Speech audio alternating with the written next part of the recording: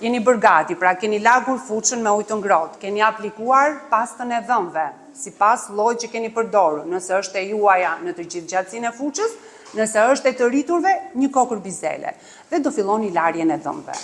Larja e dhëmbëve do bëhet me shumë kujdes në mënyrë të tillë që fuça juaj mos të dëmtojë mishrat. Pra fuça përdoret me kënd 45 gradë dhe larja bëhet nga lart poshtë. Neve rekomandojmë për fëmijët, meqense është e vështirë kjo lloj larje, larjen rrotulluese. Pra, ju do t'i lani në këtë formë, sepse është shumë vështirë që ju të ruani gjithmonë këtë këndin 45 gradë. Në rregull. Kështu që ju bëni larje në formë rrotulluese, nga lart poshtë, nga lart poshtë.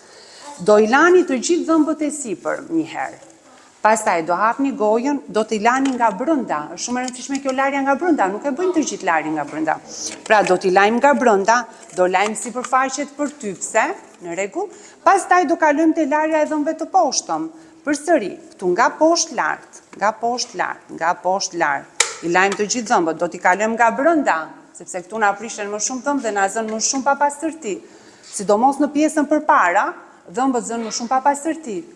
Të gjithë ju këto do i shikoni më vonë kur të rriteni që guzat më shumë formohen në pjesën e përparme me poshtë.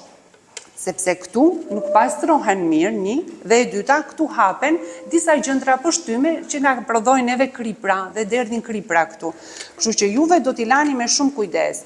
Pasi të keni mbaruar 1 minutë lart, 1 minutë poshtë, e mbyllni gojen dhe bëni një larje të dy krave bashkë, në rregull për 1 minutë. Dhe atëherë goja juaj quhet e pastruar, e larë.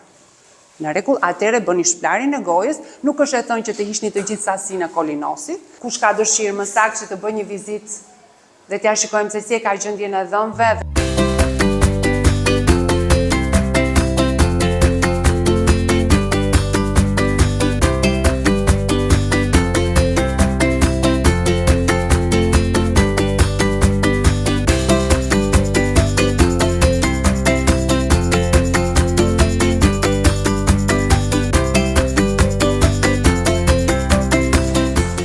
Vajzat jepet një certifikat e tillë trimërie. Pra për të gjithë ata që rinë mirë, më kupton që bashkëpunojnë me dentistin, që nuk qajnë, që shkojnë në seancat e radhës, marrin certifikatat e tilla trimërie, që janë një stimul për juve që shkojnë prapë herës tjetër të sillën e mirë, apo jo?